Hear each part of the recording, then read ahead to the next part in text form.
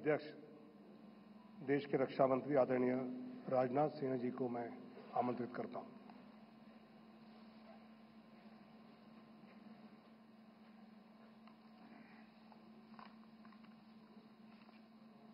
अध्यक्ष जी, सबसे पहले तो मैं आपको धन्यवाद देना चाहता हूं कि आपने इस संकल्प पत्र समिति की अध्यक्षता का दायित्व मेरे ऊपर सौंपा और मुझे इस बात का हर्ष है, संतोष भी है कि मोदी जी के नेतृत्व में हमने देशवासियों से किया गया हर वादा पूरा किया है।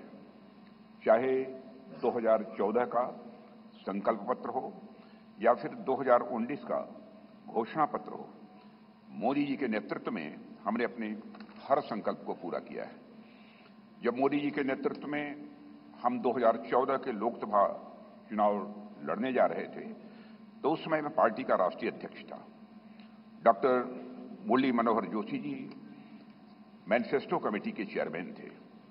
मोदी जी के आग्रह को ध्यान में रखते हुए पार्टी का जो संकल्प पत्र तैयार किया गया था उसमें इस बात का विशेष ध्यान रखा गया था कि जो भी संकल्प हम देश के सामने रखें उसे हम निश्चित रूप से पूरा करें।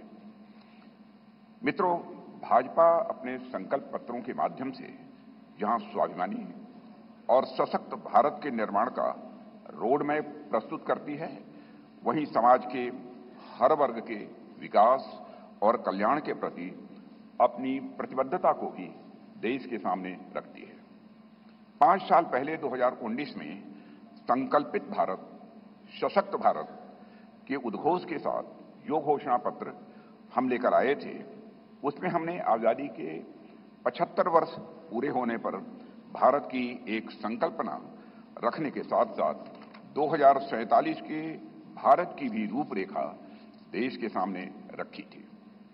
उसी भावना के अनुरूप ही हमने 5 साल के संकल्प लिए थे और मुझे ये कहते हुए साथियों प्रसन्नता है कि साल 2019 में भारत के विकास एवं जन कल्याण के लिए जो भी संकल्प हमने लिए, आज 2024 तक उन सब को पूरा करने में हमने कामयाबी हासिल की है। हम लोगों को इस बात का गौरव है कि भाजपा अपने संकल्प पत्र के प्रत्येक वादे को पूरा करती है। जो हम कहते हैं वो हम करते हैं। हमारे वर्ड्स, हमारे डीड्स, हमारे कृति और हमारे कथन में कभी कोई अंतर नहीं रहा है। यह बात आज केवल भाजपा के लोग ही नहीं बल्कि देश के नागरिक भी मानने लगे हैं। यही विश्वसनीयता हमारी सबसे बड़ी ताकत है। हमने जम्मू और कश्मीर से धारा 370 समाप्त करने की बात कही थी। आज धारा 370 समाप्त हो चुकी है। हमने महिलाओं के लिए विधायी संस्थाओं में 33% आरक्षण की बात की थी। प्रधानमंत्री मोदी जी की प्रेरणा से नए संसद भवन का उद्घाटन होते ही पहला कानून नारी शक्ति बंधन अधिनियम के रूप में देश के सामने आया। साथियों, हमारे संकल्प पत्र में अयोध्या में भगवान राम के भव्य मंदिर के निर्माण का मार्ग प्रशस्त करने की बात भी कही गई थी। आज अयोध्या में रामलला की नव विग्रह में प्राण प्रतिष्ठा हो चुकी है। हमने अपने संकल्प पत्र में आत्मनिर्भर भारत के निर्माण की दिशा में कदम आगे बढ़ाने की बात की थी। आज उस दिशा में देश तेजी से आगे बढ़ रहा है। साथियों, हमने इंक्लूसिव ग्रोथ, समावेशी विकास की बात की थी और गरीब कल्याण के प्रति अपनी प्रतिबद्धता भी व्यक्त की थी। प्रधानमंत्री मोदी जी की गरीब कल्याण के प्रति संवेदनशीलता का इससे बड़ा उदाहरण और क्या हो सकता है कि देश के 80 करोड़ से अधिक जरूरतमंद व्यक्तियों को प्रधानमंत्री गरीब कल्याण अन्न योजना के तहत 2020 से लगातार मुफ्त राशन दिया जा रहा है और मोदी जी ने इस योजना को 2029 तक चलाने का संकल्प भी व्यक्त किया है। साथियों, प्रधानमंत्री मोदी जी के नेतृत्व में हमने पिछले 5 वर्षों में संकल्पित भारत, सशक्त भारत के संकल्प को पूरा करने पर सफलतापूर्वक काम किया है। अब हम भारत के 140 करोड़ नागरिकों के सामने अपना नया संकल्प पत्र प्रस्तुत करने जा रहे हैं। भारतीय जनता पार्टी के जिस संकल्प पत्र को आज हम जनता के सामने प्रस्तुत कर रहे हैं, उसे तैयार करने में बड़ी एक्सटेंसिव और कॉम्प्रिहेंसिव एक्सरसाइज भी की गई है।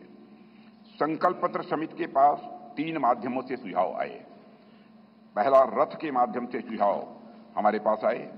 दूसरा, संस्थाओं और व्यक्तियों द्वारा पार्टी संगठन के माध्यम से सुझाव आए, हम तक पहुंचाए, और बड़ी संख्या में ऑनलाइन इनपुट्स भी हम तक आए।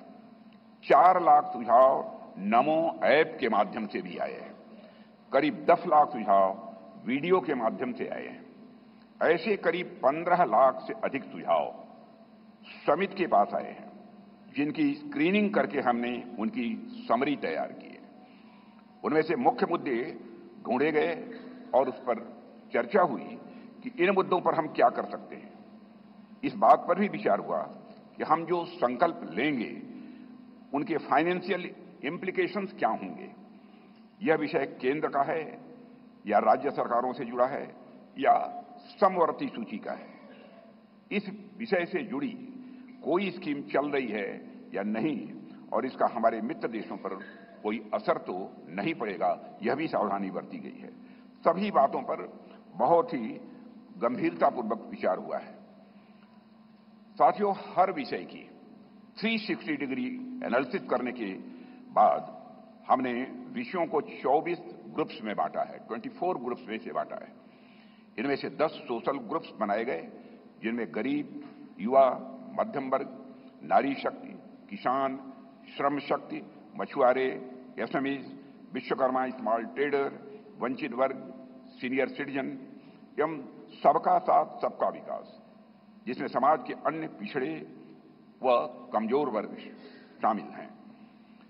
इसी तरह जीवन और गवर्नेंस के जुड़े मुद्दे के 14 सेक्टर में बांटा गया है इन्हें, और इनमें पहला है विश्व बंधु, जिसमें भारत के अन्य देशों के साथ संबंध की बात की गई है। फिर है सुरक्षित भारत, जिसमें भारत की आंतरिक और बाह्य सुरक्षा का विषय है। तीसरा है समृद्ध भारत। चौथा है ग्लोबल मैन्युफैक्चरिंग हब। पांचवां वर्ल्ड क्लास इंफ्रास्ट्रक्चर। छठा ईज ऑफ लिविंग। सातवां विरासत का विकास। आठवां है गुड गवर्नेंस यानी सुशासन। नवां है स्वस्थ भारत। 10वां गुणवत्तापूर्ण शिक्षा। 11वां है खेल का विकास। 12वां है सभी क्षेत्रों का संतुलित विकास करना। 13वां है इनोवेशन एंड टेक्नोलॉजी, और 14वां है सस्टेनेबल इंडिया, जहां पर्यावरण से जुड़ी हुई बातें। हमारे संकल्प पत्र का हर संकल्प मोदी की गारंटी से युक्त है। मित्रों, आज भारतीय राजनीति में मोदी की गारंटी 24 कैरेट सोने जितनी खरी मानी जाती है। इसलिए मुझे कहने में रंच मात्र भी संकोच नहीं है कि हमारा संकल्प पत्र भारत ही नहीं, दुनिया के राजनीतिक दलों के मैनिफेस्टो के लिए एक गोल्ड स्टैंडर्ड है। और मुझे पूरा विश्वास है जिन संकल्पों को हम यहां रख रहे हैं वह 2047 तक एक विकसित भारत के निर्माण के प्रधानमंत्री मोदी जी के संकल्प को जहां यह आकार भी देगा, वहीं यह विस्तार भी देगा और उसे साकार करने में भी यह मददगार साबित होगा। साथियों, मैं यह भी आपको की जानकारी में लाना चाहूंगा कि इस संकल्प पत्र को तैयार करने में अपनी प्रतिदिन की अत्यधिक व्यस्तताओं के बावजूद हम सबके साथ देर रात तक बैठकर माननीय प्रधानमंत्री जी ने हम सभी का मार्गदर्शन किया है। उनके पास बैठने के बाद और उनके विचारों सुनने के बाद मैं स्वयं इस नतीजे पर पहुंचा, कैसा होगा हमारा विकसित भारत, जहां इस संबंध में उनके अंदर पूरी स्पष्टता है, वहीं पर आत्मविश्वास है कि यह हासिल होकर रहेगा। साथियों, इस इलेक्शन कमेटी की कन्वीनर श्रीमती निर्मला सीतारमण जी और जितने भी हमारे इलेक्शन कमेटी के सदस्य हैं, इलेक्शन मैनिफेस्टो कमेटी के, उन सभी के योगदान की मैं सराहना करता हूं। और अंत में मैं यह भी कहना चाहूंगा, साथ ही दिन रात सारे सुझावों को संकलित करना, अध्ययन करना और उसे संकल्प पत्र के रूप में तैयार करने में जो भूमिका हमारे रेल मंत्री श्री अश्विनी कुमार वैष्णव ने निभाई है, उसकी भी मैं विशेष रूप से मैं सराहना करना चाहता हूं। इन्हीं शब्दों के साथ अपना निवेदन समाप्त करता हूं।